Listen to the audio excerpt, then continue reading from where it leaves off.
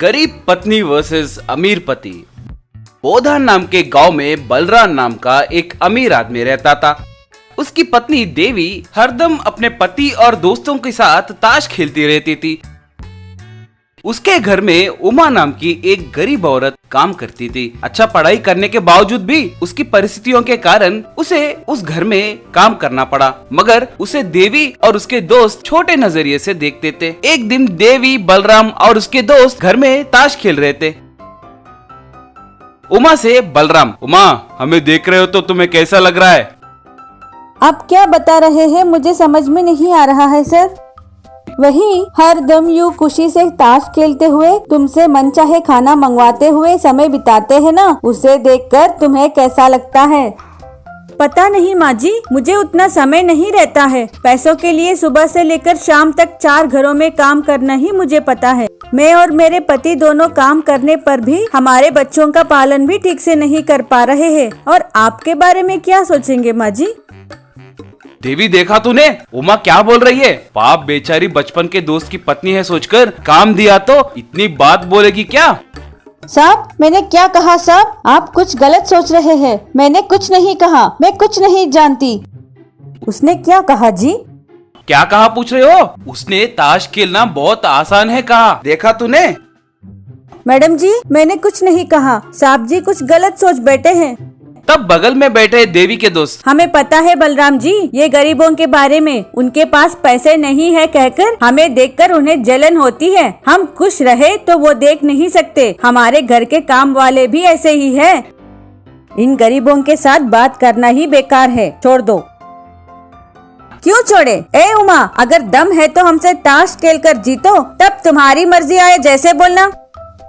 Super Veena जी, मेरा भी वही कहना था। सच में आप लोग इससे मिलकर ताश खेलकर उसके घमंड को तोड़ना चाहिए। राम जी थोड़ी ही दिन में हम उसे ताश खेलना सिखाएंगे, उसके बाद उससे प्रतियोगिता लगाएंगे, बाद में आपकी मर्जी। रुकिए रुकिए, मुझसे पूछे बिना ही मुझे इस खेल में खींच रहे हैं। आपके घरों में काम वाले रहते हैं, मगर हम दूसरों के घरों में काम करेंगे तो ही पैसे मिलेंगे, है ना? हेलो, तुम टेंशन मत लो, हम तुम्हें पैसे भी देंगे। तुम रोज आकर इनसे ताश खेलना सीखो। ठीक है साहब, आपकी मर्जी, कहकर चली गई। अगले दिन से उमा उनके साथ मिलकर ताश खेलना सीखने लगी। 2 दिन के बाद बलराम से उमा, साहब जी मुझे खेलना आ गया है, मैं तैयार हूँ। ए उमा, तुम बहुत ज्यादा कर रहे हो। सिर्फ 2 दिनों में हमसे खेलना सीखकर हमसे ही ताश खेलने तैयार हो गई हो क्या? माँ जी ये पूरा किस्मत पे निर्भर होता है। वो दिन अपना किस्मत चला तो हम जीतेंगे, नहीं तो नहीं। उसके लिए इतने दिन सीखने की जरूरत क्या है? उतने दिन मैं वेस्ट नहीं कर सकती। मैं तैयार हूँ। ओ जी, मैं इसकी ओवर एक्शन देख नहीं पा रही हूँ। प्रतियोगिता कल ही लगाएंगे। ये क्या करेगी मैं भी देखती हूँ। ठीक है उमा, ये सब तैयार है। तुम क्या दाव पे लगाओगे? बलराम जी इसे क्या पूछ रहे हो? तब से हम ही यहाँ बहुत धनवान है ना, हम ही बेट लगाएंगे। हम जीते तो हमारे घर में 1 महीना काम करेगी तो बस है। अगर उमा जीती तो हमारे नाम पे जो भी जायदाद है वो सब उमा के नाम पर लिखेंगे। वीना जी एक बार सोच लीजिए, अगर आप हार गए तो आप रोड पर आ जाएंगे। मुझे आपके प्रतियोगिता से कोई लेना देना नहीं है। मैं तो सिर्फ 1 लाख का बेट लगा सकता हूँ। आप डरते होंगे, हम पीछे नहीं हटेंगे, कुचल के रख देंगे। हमसे जीतना मुश्किल ही नहीं नामुमकिन है। वो सुनकर बलराम सबसे कागज पर दस्तखत लेके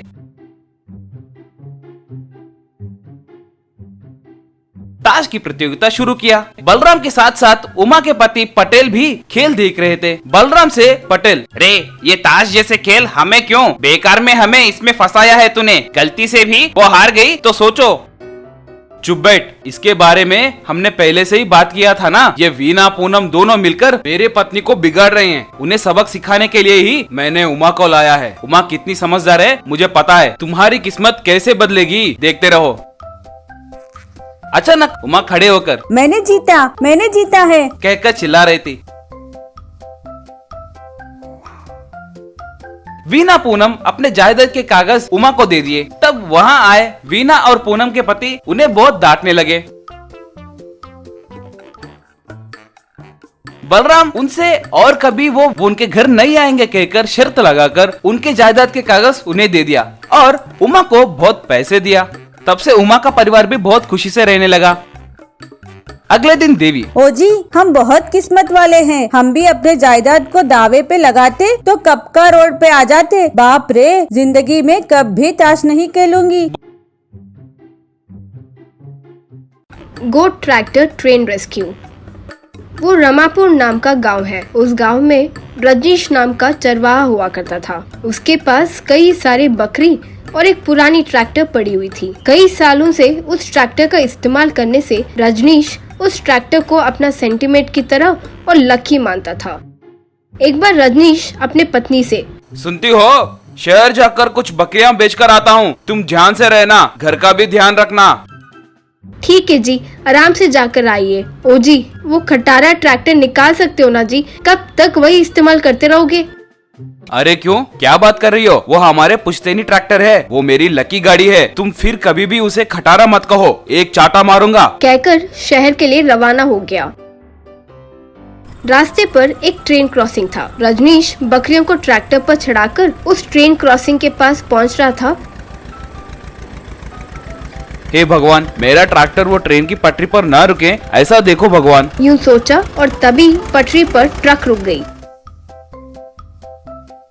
छी, फिर रुक गई। अरे क्यों ये हमेशा यही रुक जाती है, बिल्कुल समझ नहीं आता। सोचकर दुखी हो रहा था।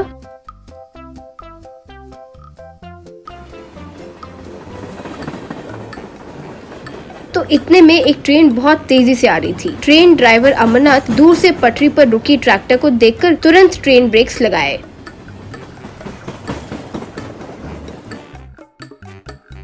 अमरनाथ फिर रजनीश के पास आकर, क्यों है, शर्म है तुझमें? हमेशा अपनी ट्रैक्टर को यहीं रोकते हो। कितनी बार कहा है तुमसे, तुम नहीं बदलोगे क्या?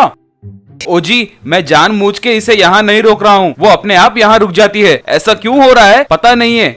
तुम्हारी ये कहानी बंद करो। अब फिर तुम्हारा ट्रैक्टर यहाँ रुका तो ट्रेन से ट्रैक्टर ठोक दूंगा, आगे मुझे नहीं पता। कहकर चले गया।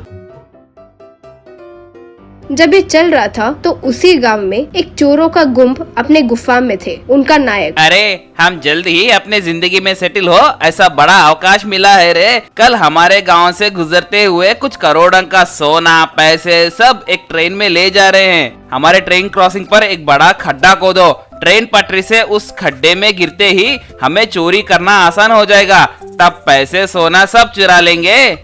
उस रात चोर ट्रेन क्रॉसिंग पर पटरी को तोड़कर एक बड़ा सा खड्डा खोद दिए। अगले दिन हमेशा की तरह रजनीश ट्रैक्टर पर बकरी को चढ़ाकर ला रहा था तो ठीक ट्रेन क्रॉसिंग पटरी पर ही ट्रैक्टर रुक गई।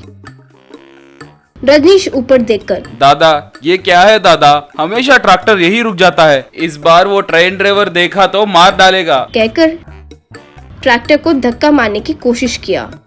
दूर से छिपकर चोरों का नायक और उसके आदमी ये सब देखकर, अरे वो कौन है, ठीक पटरी पर ही ट्रैक्टर रोका। नहीं भाई, ट्रैक्टर ही पटरी पर रुक गई लगती है। अरे अब वो ट्रेन अगर इस खड्डे में नहीं गिरी तो हमारा पूरा प्लान फेल हो जाएगा। चलो हम सब मिलकर उस ट्रैक्टर को धक्का मारते हैं। कहकर सारे चोर फिर उस ट्रैक्टर को धक्का मारने लगे। इतने में ट्रेन दूर से हॉर्न बजाते हुए आ रही थी। अंदर बैठा ट्रेन ड्राइवर अमरनाथ, इस रजनीश को इतनी बार कहने पर भी अकल नहीं आ रहा है, अभी इसे सबक सिखाता हूँ। कहकर पुलिस को फोन मिलाया और सब बताया। अमरनाथ तुरंत ब्रेक लगाकर ट्रैक्टर के पास रोका।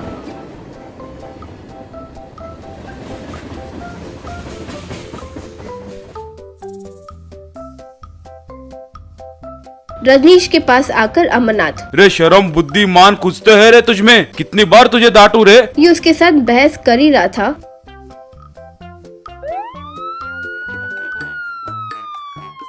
कि इतने में पुलिस वाले वहां आए। पुलिस उन चोरों के नायक और उसके आदमी को देखकर तुरंत उन्हें गिरफ्तार किए और रजनीश के पास आकर, रजनीश कंग्रेचुलेशंस, तुम्हारी वजह से ये बड़े चोरों को पकड़ पाए। वे यहाँ मौजूद हैं, उसका मतलब जरूर कुछ प्लान बनाए होंगे।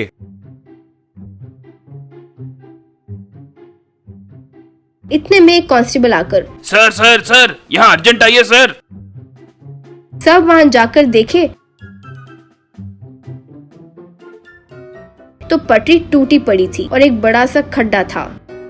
अमरनाथ तब रजनीश से, आज मेरे ट्रेन में मौजूद पैसेंजर्स को, इस देश का बहुत धन को भी बचा लिए हो।